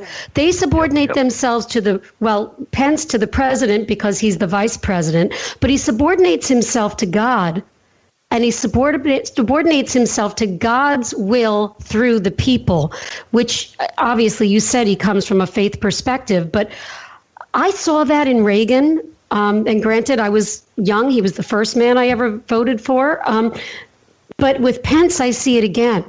And it's encouraging, it's uplifting to people of faith, but I think it's also uplifting to those who may not live their life according to faith. They see that humility as approachable, as relatable, and perhaps trustworthy. Do you have thoughts about all of that? Oh, absolutely. I agree completely. And one of the things also that Pence and Reagan have in common, I saw this firsthand with myself here, that they can say the things that most conservatives say that will frighten many times independents or people who are not involved in politics. I know I went out on a book tour once and got booed sometimes or criticized and wrong Republican because I was saying the same thing that Reagan was saying, but they would boo me and criticize and applaud Reagan. But he had a way of talking to them that was not threatening, and that's a rare attribute that not a lot of us have, quite frankly. And Pence has that same attribute of saying the important conservative things that are true about our country, about our philosophy, about our faith, and it doesn't scare people, and it brings people to them rather than repels them. And so I think that they have many things in common, and their humility and their ability to communicate with people. And Mike Pence was just what did for many years what you and Sharon did. He was a talk show host in Indianapolis, Indiana, and a very successful one. And so, young people, maybe it might be a career for you to think about, going into media, radio, TV, and learning how to communicate, because Reagan and Mike Pence are masters at it. Well, thank you so much for that analysis. And I guess I'd be remiss if I didn't ask you this final question as we're getting ready to close out the segment. We have about 2 minutes left. Where do we go from here? And the reason I asked the question, Mr. Viggory, is that we the people have gotten ourselves the House and we've gotten ourselves the Senate, at least Republican control, and then we've gotten ourselves the White House, and yet we still struggle when it comes to policy, don't we? So if conservatives are going to have to be the leaders here, because we're the innovators, we're the creative thinkers, if we're going to have to be the leaders, where do we go from here? Great question, Anna, and I've got, I think, a very good answer. And I paraphrase James Carville, who in 1992, some of your listeners will remember, he ad nauseum would say over and over to Democrats, it's the economy, stupid, it's the economy, stupid. So he would want Democrats to stress the economy in the 1992 presidential election. So I paraphrase that to conservatives and say, it's the primaries, stupid, it's the primaries. And Sharon, you know that so very well from your primary in Nevada. And it is the primaries. So the November election, for the most part, we don't, as conservatives, we don't have a lot of role to play in that. We have an outsized role to play in the primaries, and that's the real election day for most races. It's no longer in November. The most important election date for most positions now is in the primaries. So conservatives, it's time. I mean, this is now June, and the primaries are going to be here quickly. We need to be identifying our candidates, putting the organization together, and raising the money. And, if we don't do it, it won't get done. And if there's a wave that comes out there, as it did in 2010, 2014, that sweeps conservatives into office, and all we have on the ticket are big government types like John Boehner and Mitch McConnell, will have wasted the opportunity of a lifetime. So the only thing that's standing between us and the ability to govern America is winning these primaries and electing principled, limited constitutional governors to office.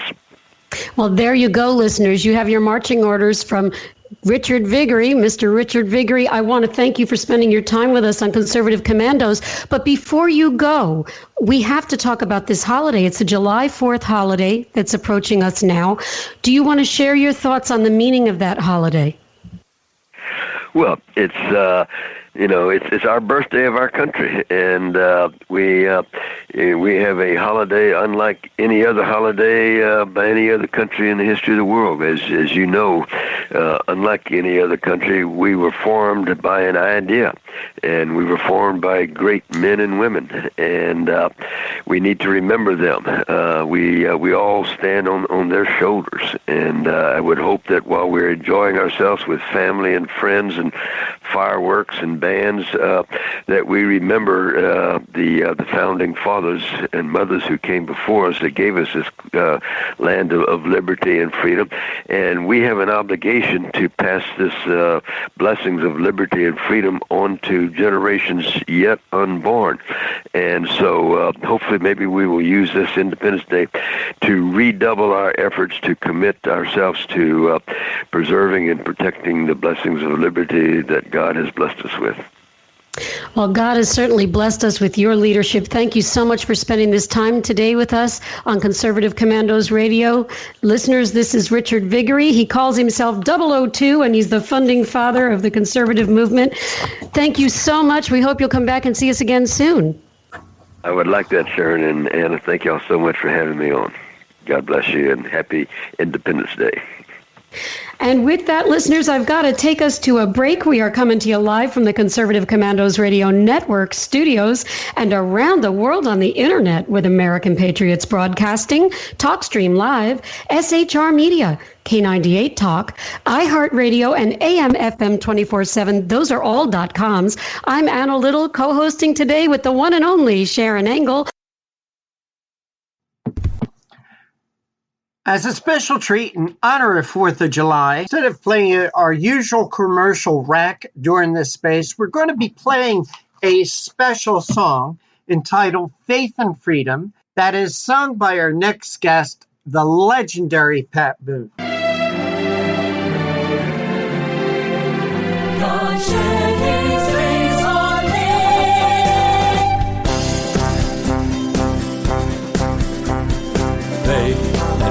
freedom, faith, and freedom.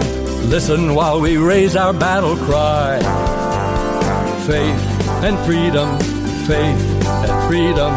This will be our motto till we die. Faith and freedom, faith and freedom.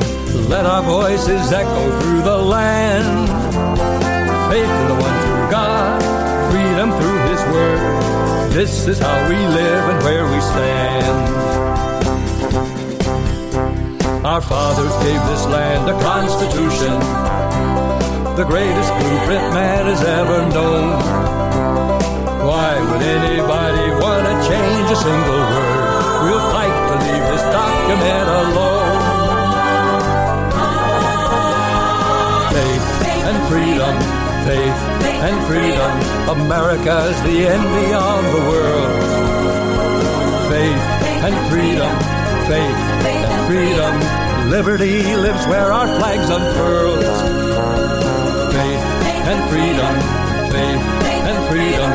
Let our loyalty be ever sworn. Faith in our Creator, freedom for us all, and even for our children yet unborn. Yes, faith in our Creator, freedom for us all, and even for our children yet unborn.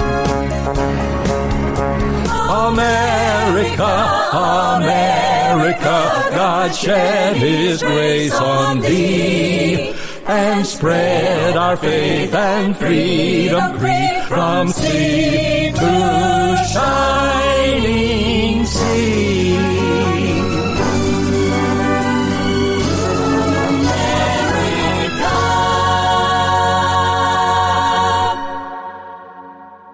And welcome back to the Conservative Commandos radio show. And if you'd like to hear rebroadcasts of our show, please check out our websites, ccrshow.com or ccrsnetwork.com, or at 11 a.m. Please log on to Red Nation Rising Radio, or at midnight, log on to redstatetalkradio.com.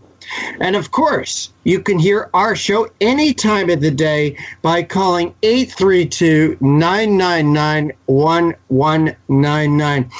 And Anna Little, we do have our next guest with us, and it's a great honor to have this guest. Please make the introduction. It is my honor to do so. In the years immediately prior to the British invasion, only one performer rivaled the chart dominance of Elvis Presley, and that was Pat Boone. Boone was the very essence of wholesome American values, and that essence brought him to 38 top 40 hits in the process of his career. He made his recording debut in 1954 on Republic Records, and he followed a year later by his Dot Records debut, Two Hearts, Two Kisses. And at the end of 1955, he notched his first #1 hit with a rendition of Fats Domino's Ain't That a Shame.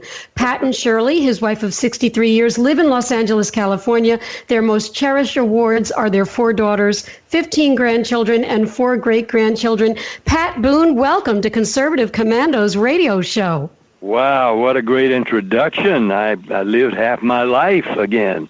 I thank you for that. Yes, 38 top 40 hits. That number glides by pretty quickly, but you know, I'm still astounded at that. In fact, I've recently been told by a statistician that I had one more top 40 hit in the late 50s than Elvis.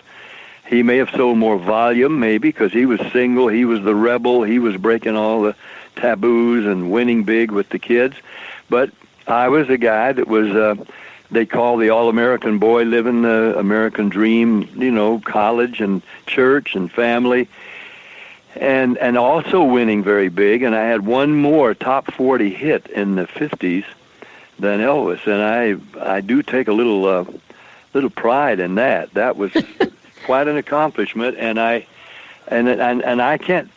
really can't take the accomplishment for that, because really I recorded whatever was put in front of me and just did the best I could with whatever song I was singing. And it just worked. I think God was in it. I think He was. Amen. He was blessing me, and I know it. Well, amen. And we know it too. And that's why I think people were so drawn to you. And it must have been very affirming for you to receive those 38 top 40 hits. And I guess it's more than that as you add these others on. But you've got another hit. And that's why we've invited you on to Conservative Commando's radio show today, because what we wanted to talk about is this new song that you wrote called Faith and Freedom. Could you tell us how you were inspired to write that song? Well, yes, I sure can. Well, first of all, I've been a student of America and how we got to be who we are my whole life, and I also a student of the Bible. So faith and freedom. Ralph reads the name of the coalition, and it's, I think, the largest of the Christian activist, conservative activist groups. And he is a man of faith. Ronald Reagan was a man of deep faith. Most of our presidents have shared our faith, certainly our founding fathers.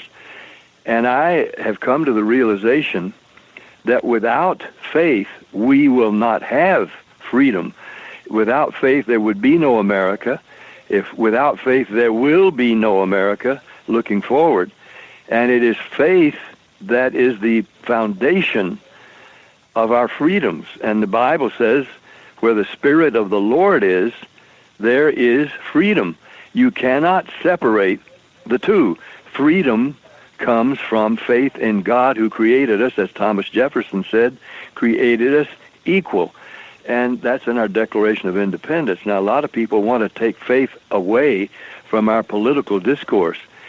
It's futile because without faith, there will be no ongoing America as we've known it. In fact, our DNA is changing somewhat, I'm sad to say, because the more we take God's name off our buildings, we're afraid to profess our faith openly, as our founding fathers certainly did, then the less we become the America that the rest of the world envied.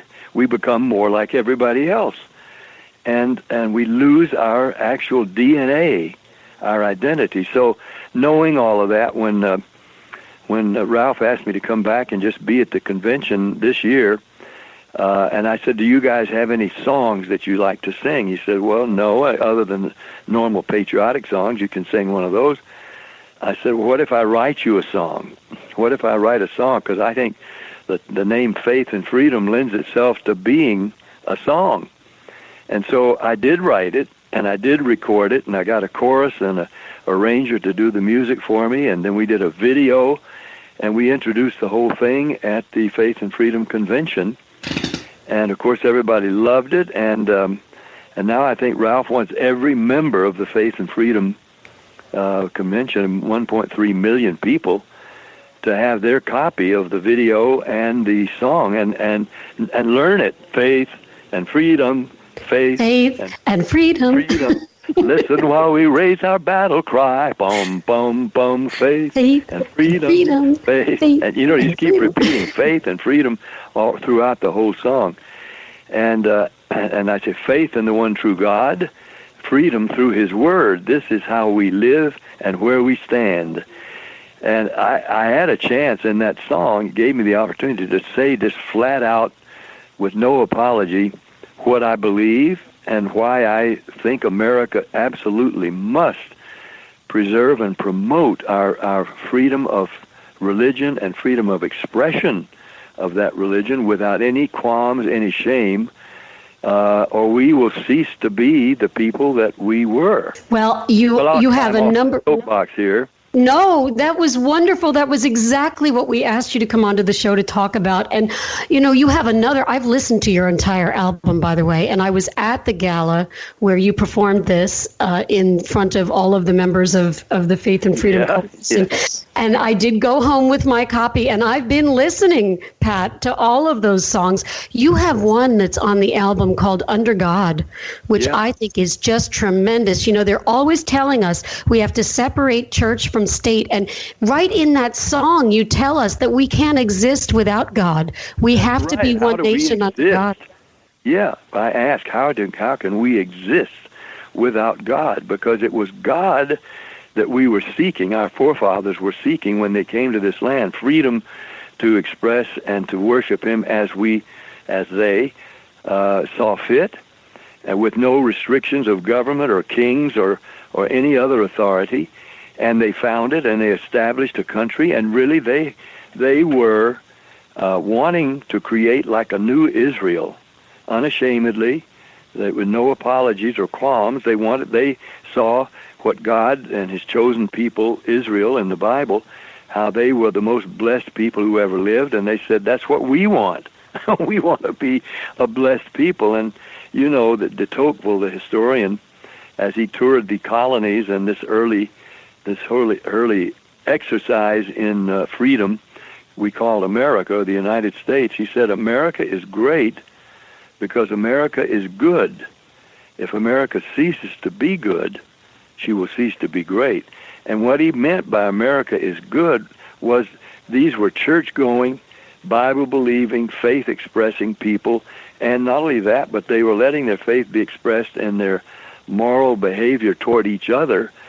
And I think it was John Adams, I think, who said, this government is founded for a moral and religious people. It is wholly inadequate to the governing of any other. In other words, their assumption, our founding fathers' assumption, was that we all wanted to be moral, Bible-believing, Bible-behaving people, and therefore our government would work. But freedoms can be abused and taken advantage of to the point where people will give up the freedoms just to try to have some measure of peace or security or tranquility or some other kind of material progress. And unfortunately, many of us are feeling the pressure to be quiet about our faith, and I want us to speak out even more loudly and not belligerently, but proudly. This is who we are. This is where we stand.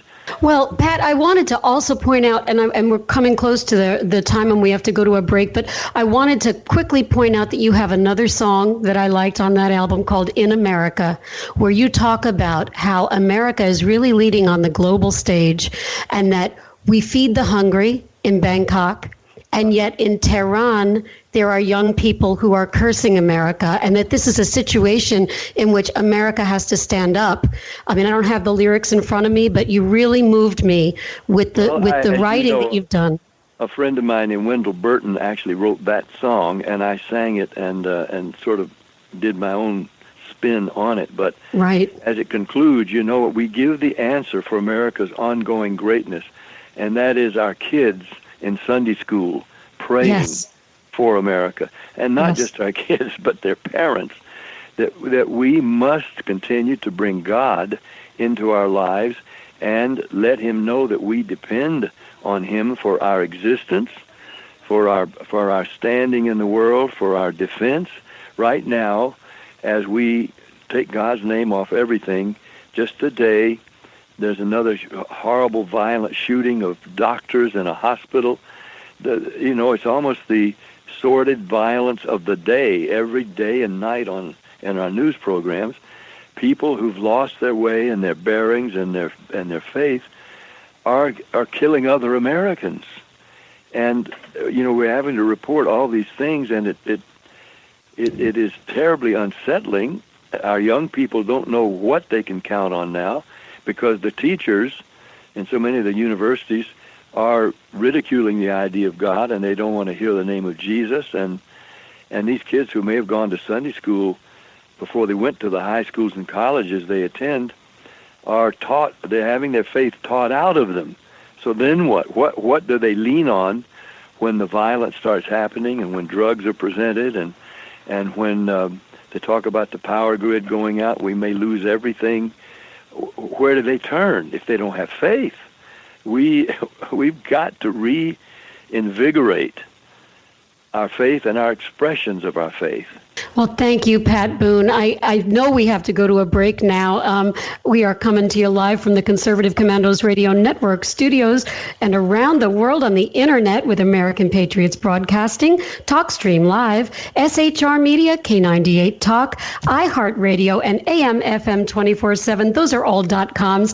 I'm Anna Little, co-hosting with the one and only Sharon Engel, and we have our special guest Pat Boone on Conservative Commandos Radio. Don't go away. We'll be right back after this break. And welcome back to the Conservative Commandos Radio Show with Anna Little and Sharon Angle. I'm Rick Trader, and we're coming to you from the studios of the Conservative Commandos Radio Network. And if you'd like to hear rebroadcasts of our shows, please check out our websites, ccrshow.com or ccrsnetwork.com, or at 11 a.m. Please log on to Red Nation Rising Radio or at midnight, redstatetalkradio.com. And you can always hear our show from your telephone by calling 832-999-1199. Sharon and Anna, we're about to celebrate our 4th of July, and in my opinion, there's nothing more American than apple pie, Chevrolet, and our guest, Pat Boone. Sharon Angle, please pick up the interview. It's such a pleasure to have you on our show today, Pat Boone, especially on the 4th of July show. This is wonderful. I remember you coming to Las Vegas in 2010. We got to meet, and you auctioned off your suede shoes, which was just a terrific, exciting time. Yeah, they were white buck shoes. That is a kind of a suede, but white bucks with the red soles that I became famous for at the beginning of my career because I was a college kid. I was wearing the only decent shoes I had that other high school and college kids were all wearing, these white bucks. And it was not premeditated. It didn't occur to me that this was in any way going to be, identified with me. But I wore the only shoes I had that were decent to wear on television. And it turned out that the kids saw me and they said, "Hey, there's one of us." on television. You wear the white bucks we wear to school every day. And later, when I had made some money, I could afford black and brown and gray and blue shoes, and I'd wear them on stage. I could tell the fans were very disappointed. They wanted to see me wearing white bucks. So I quickly went back to wearing white bucks all the time, and since then, over all these years, as I continue to wear white bucks, not all the time, but frequently, the Bass Shoe Company in Maine sends me about a half dozen pairs, and every few months, and I'll wear a pair a little bit, get it scuffed up just enough to see that it's been worn, and then give them to charities, and they auction them off for their fundraisers. And there've been times when a pair of my white buck shoes would bring $1,000, $2,000 for the charity, and I don't know what they do with them. I mean, I wear size 11C. and not everybody can wear a shoe that big, but they make good planters. Well, I think people just cherish them because you still are one of us, Pat Boone, and we feel that way when we listen to you talk. Those of us who are people of faith, we're so encouraged by your words to say, stand up for your faith and don't be ashamed of being a Christian and the faith that has made this country great. But we never have seen you as a political activist. I think that's one of those sides to Pat Boone that people in America don't really realize, that you're living in a culture there in Los Angeles that's anti-God sometimes. We wonder how you survive, and yet you are the spokesman for 60s Plus. You're out there with Faith and Freedom. Talk a little bit about how you got involved in politics and how it is to live as a Christian in that culture. Well, I'm like you, Sharon. I am very amazed that I still exist here. And again, I think it's just a keeping power and blessing of God, because I am not on the must-have invite list to all the functions that take place here in Hollywood, whether it's premieres or the big parties or the soirees or whatever they may be. When I was getting started, I was, but as it became known that I was conservative and Christian and a family guy, and I wasn't in the gossip magazines or the scandal magazines, and was leading what they considered a very dull life. That they actually, many of my peers in the show business, would feel somewhat intimidated, it seemed, by my lifestyle, not by my music or not by my movie performances or TV, but they thought, well, that goody two-shoes, that holier-than-thou guy, you know, what a square he is. And they felt like they just wished I would go away. It was my existence, my appearance, my living here right in the heart of Hollywood, La La Land, as I call it, was sort of an intimidation because I was not trying to intimidate anybody. I would openly share my faith, but I wasn't trying to act like I was better than anybody, but I was living according to the principles that I grew up with and that are in the Bible and that I believe. And so gradually I was just written off everybody's list. I was turned down for movie roles that I would have been very good for, just perfect for. But, you know, it would come back to me, the director or the writers just didn't like my social or political views.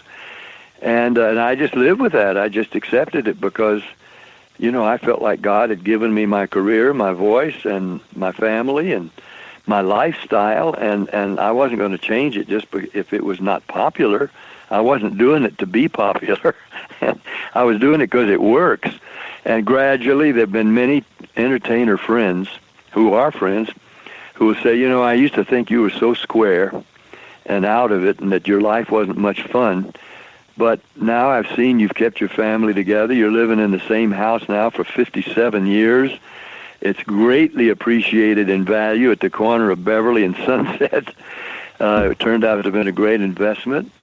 And that he said you're having a very happy life. You're healthy. You're still performing, and you're over 80 years old. And this was back when I was only 70s. But they say, you know, I must say, I have to respect you've lived a good life, and you must know something. And I've been telling them, sometimes they'll say, well, what is your secret? Why do you look younger than we know you are? Why do you act? And I say it's three things: lots of milk, lots of exercise, and a clean conscience. And they say, well, milk, yeah, I guess that's healthy diet. Yeah, healthy food. I've switched to 2% milk. but exercise, that's self-explanatory. But the clean conscience, they said, doesn't your conscience get dirty? I said, yeah, I make mistakes. I do things I'm ashamed of sometimes. I may, you know, have serious faults and flaws, but I know where to go to get my guilt expunged. I know where to go to get forgiveness, to get my conscience cleaned. That's where my faith comes in. And you can live a lot healthier life if you're not walking around inwardly knowing that you're guilty and that you may really deserve a lot less than you have and that somebody's going to come take it away. If you have fears or anxieties, it works against your health. And so that's why I just, you know, pin it down to those three things: lots of milk, lots of exercise, and a clean conscience. Because I know where to go to get my conscience clean. There's a God who forgives and a God who loves me anyway and makes me love him. And that's a healthy way to live. And that'll preach. Wow. Thank you so much, Pat Boone, for talking to us straight out of Scripture from 1 John 1:9. And I hope that our audience will take that to heart this 4th of July, that it is a nation that lives with integrity that will remain free. And you've really talked about a life of integrity, Pat Boone. We are so honored and privileged to have you here on our show. Tell us how our listeners can listen to your songs, follow you, because you are still very active, follow you with what you do, and just take part in your life still. Well, I'd love that too. And of course, that's why social media can be very, very useful. And I must say I'm a little behind the curve, but patboone.com, you can go to patboone.com, and that's the easiest. And you can find out any and everything I'm doing. We try to post. I just got back from Niagara Falls last night, had 3 sold-out concerts in the Falls River Hotel, and looking down from my 29th floor room, looked right down into Niagara Falls and took pictures and sent them home to Shirley. But you can find out about upcoming engagements. I am going to do one last tour of Israel next May, starts May 9th. I want people to know about that. They can go to patbooneisraeltour.com and come along with me to Israel. We'll take 500 or more people to Israel, a first-class tour. I'll do 2 concerts there. And one of them in the amphitheater in Caesarea. Goes back to Bible times. And we're going to do a TV special. Everything about it will be, boy, see if I'm trying to hang up this phone in my ear, but I can't do it. It's got a mind of its own. Anyway. Well, I want to say sign me up, Pat Boone, but I'm going to be right in the middle of my election cycle. My goodness. Oh, yeah, Sharon. Wow. Yeah, you're going to be doing something very, very important because it will affect, if you're elected, and I hope you are, our Congress will make decisions about our support for Israel. And and Israel, I am so supportive of Israel because we've got, God says He'll bless those who bless Israel. He'll curse those who curse Israel. I want us to be on the blessing side, God's blessing side, and so you can help make sure America stays a close ally with our only real ally in the Middle East, and that is Israel. You're absolutely. But anyway, and then certainly Facebook. Everybody's welcome to go to my Facebook page, and we keep putting stuff up there all the time. Like on my way to the Faith and Freedom Convention, I came through Birmingham and played in the senior games in basketball, 3-on-3 basketball in the 80 to 85 age bracket. And our team, the Virginia Creepers, headed up by Jim Martin of 60 Plus, we won, I think, 5 out of 7 games and won the bronze medal. And I must say, there's a lot of guys in my age bracket who can still play basketball, 3-on-3, 12-minute halves. And so, I do stay very active, and I try to let people know where I am and what I'll be doing. So thanks for letting me mention that. Well, we'll be watching you. I'm going to get my friend request in on Facebook to Pat Boone, and we're going to be going to patboone.com to listen to your wonderful songs. Thank you so much for being our guest here and spending time with us on Conservative. I thank God for what you're doing. Keep it up, please. Thank you so much. That was Pat Boone. We're so grateful to have him here on our show today. And we're right at the bottom of our show. In fact, we're running out of time, and I'm going to turn it back over to our wonderful Commander-in-Chief, Rick Trader, to sign us off today.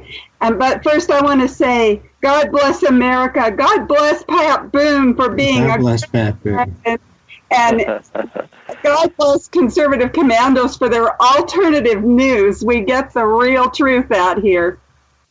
Oh, what a treat. What a treat having Pat Boone with us and our other guest, Richard Viguerie, and State Senator from Maine, Andre Cushing. But for right now, we're out of time. We got to run. We got to go.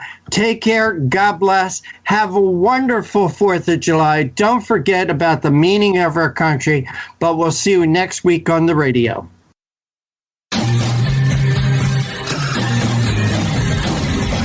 The Conservative Commandos Radio Show is the commander of the Conservative Commandos Radio Network. We've established a front line of conservative leaders and ironclad patriots to revive the promise of America. There must be some kind of way out of here. We patriots have succeeded in securing the next 4 years of American prosperity, sovereignty, and liberty under President Donald Trump. But the fight is never over, and we must be forever vigilant. Businessman there, drink my wine.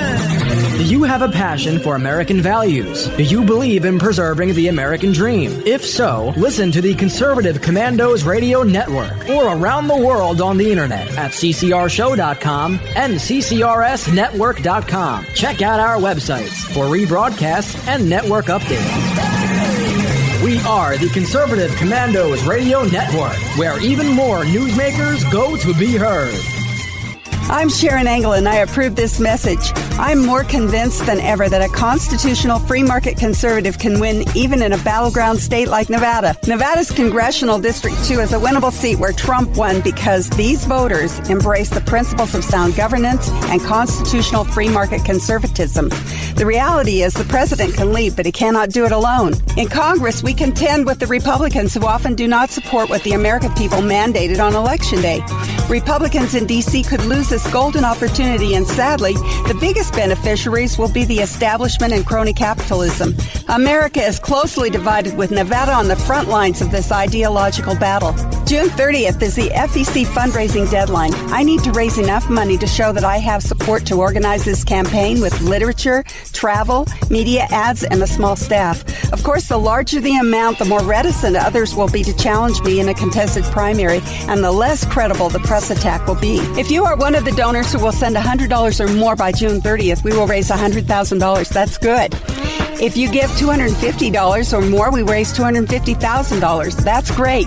And if you give $500 or more, we raise $500,000. That's excellent. The more we raise in the beginning, the greater the odds are that we win. Please join me on Twitter at Sharon Engel and Facebook. Even though Reed is no longer in charge, the establishment machine lives on to defeat anyone who challenges the status quo of crony capitalism.